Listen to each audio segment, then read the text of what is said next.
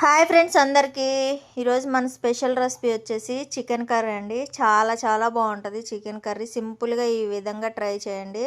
ఎలా ఉందో కామెంట్ బాక్స్లో అయితే కామెంట్ చేయండి. ఎలా చేయాలో చూపిస్తాను. ముందుగా బాండి పెట్టుకొని ఆయిల్ వేసుకొని ఆయిల్ హీట్ అయినాక ఉల్లిపాయలు, పచ్చిమిరపకాయలు, ఉప్పు, పసుపు వేసుకొని బ్రౌన్ కలర్ వచ్చేంత వరకు ఫ్రై చేసుకోవాలి. ఇవి ఫ్రై అయినాక చికెన్ శుభ్రంగా కడిగేసుకొని వేసుకోవాలి. తర్వాత కొంచెం గరం మసాలా వేసేసుకోవాలండి. గరం మసాలా వేసుకుంటే మనకి కూర చికెన్ కలర్ వచ్చేసి చాలా బాగుంటుంది, టేస్ట్ కూడా చాలా బాగుంటుంది. తర్వాత అల్లం వెల్లుల్లిపాయ పేస్ట్ వేసేసుకొని మనకి వాటర్ అంతా సపరేట్ అయ్యేంత వరకు, ఆయిల్ బయటకు వచ్చేంత వరకు అయితే ఉంచుకోవాలి. తర్వాత జీలకర్ర మెంతుల పొడి వేసుకుంటే కూర కూడా చాలా టేస్ట్ వచ్చి చాలా బాగుంటుంది, మన ఆరోగ్యానికి కూడా చాలా మంచిది. ఈ ఆయిల్ బయటకు వచ్చినాక కారం అయితే 2 స్పూన్లు వేసేసుకోవాలి. ఈ విధంగా కారం వేసేసుకున్నాక మరొక 5 నిమిషాలు అయితే మూత పెట్టేసుకున్న తర్వాత వేడి వేడి నీళ్ళు అయితే పోసుకోవాలండి.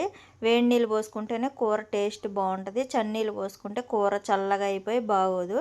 చూసారా, ఆయిల్ అంతా బయటకు వచ్చినాక గరం మసాలా, కొత్తిమీర వేసేసుకుంటే చికెన్ కర్రీ అయితే రెడీ అండి. ఒక్కసారి ట్రై చేసి ఎలా ఉందో కామెంట్ బాక్స్లో కామెంట్ చేయండి. ఓకేనా? Thank you for watching. Bye bye.